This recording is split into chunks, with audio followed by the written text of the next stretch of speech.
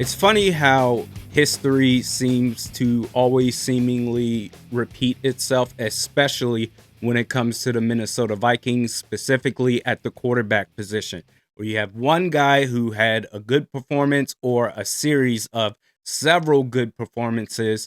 Say, Case Keenum, should we bring him back after the 2017 collapse in the NFC Championship game, even though that was more so on the coaching side? Or should we bring in Kirk Cousins, who we hope can figure it out? He has the better talent than Case Keenum. Go ahead and bring him in. Which side are you on? Are you team Keenum or are you team Cousins? Or in this case right now, not a series of good performances, just one good performance compared to what we saw out of 7 quarters from J.J. McCarthy. Carson Wentz, who are you? Team Wentz or Team McCarthy? I am Team Vikings winning the championship, and I don't care how it gets done. The fact is, the Vikings are built to win now. Certainly, they've been dealing with injuries left and right. J.J. McCarthy, Donovan Jackson, Aaron Jones, for example, but you're seeing depth start to take advantage of their opportunities. For example, Blake Cashman, he's on IR. In comes Eric Wilson for his second stint with the Vikings, and he's been balling on special teams and on defense. LDR, Tyrion Ingram Dawkins, Jordan Mason. And in fact, Jordan Mason, I'm willing to bet that Jordan Mason is only a surprise how he has been. He's been a surprise to only head coach Kevin O'Connell. We all knew this, KOC. We knew it. He's better than Aaron Jones, but guess what? You have no choice but to play Jordan Mason at this point as the RB1. And he's not going to lose his job. Make no mistake about it.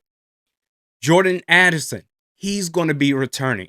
So you have so many weapons to work with. The offensive line is getting better and better.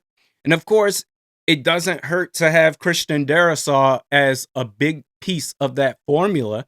But even going back to the depth conversation, one of your 2 first-round picks last year is starting to step up, and this may be his breakout season.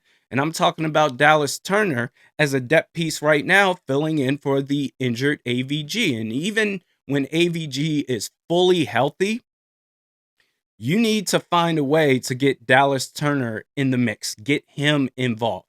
And for those that haven't checked in on any of the live stream watch parties on this channel so far this season, last year did a whole ass celebration, or not even a celebration, more so an honor tribute to Jonathan Grenard. Whenever he would get a sack, I would do the jump switch kick right along with him. And I can't do it right now because I'm still rehabbing. But for Dallas Turner, if you haven't been checking in on the live streams this season, we got a whole ass chant for him. And that is, with Dallas Turner being from the Alabama Crimson Tide, Skol Tide! Skol! This man is making an impact. So this is a team that's built to win right now. And that's before we get to the conversations about KOC's play calling in big games. But this team is built to win right now.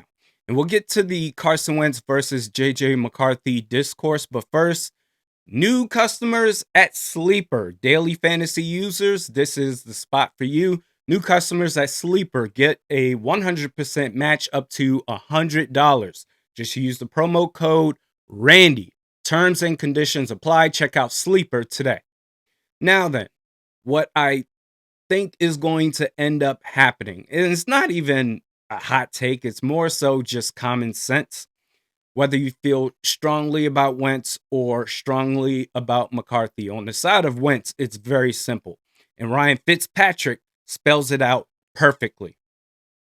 The other 2 guys, and not I'm keeping the ship afloat, it is I am going to go out there and try to win this job. And I actually think that Carson Wentz is in that situation right now. not just 1 week. He's got a couple of weeks to kind of solidify himself as a starter on a team that won 14 games last year and started really slow out of the gate, right? JJ McCarthy has this injury. Who knows how many weeks he's going to be out. If Carson plays well, that timeline could be extended a little bit. He has the chance to become the starter there, at least for this season, if he plays well. And so my mindset right now is I'm taking over this football team if I were Carson Wentz. I mean, that's it. It's business. Carson Wentz has another opportunity to give himself a chance to get a big contract again. Of course, you want to stay around the league as much as you can and get paid, but this is a huge opportunity for him. And you see that with guys like Sam Darnold right now out in Seattle, and then look at Daniel Jones right now with the Indianapolis Colts. Sam Darnold played under KOC's leadership last season. Daniel Jones didn't play under KOC for the Vikings, but he essentially studied and learned and was under the leadership for about more than half a season under KOC. And if nothing else, KOC will make you, if you have the skills, the talent, if you have the mental mindset, he will at the very least make you turn out to be, more often than not, a competent quarterback. So for Carson Wentz, it's no surprise that he started off the way that he did last week against the Cincinnati Bengals. And the thing is, the Vikings aren't asking a lot for their quarterbacks. They're not. If they happen to go off, so be it. That's the cherry on top if you can get it. But they're not asking a lot of you. You have weapons galore. You have a strong run game right now. You have a pretty good offensive line. When Donovan Jackson gets better, it's going to be one of the better O-lines in this league. And then you have a defense.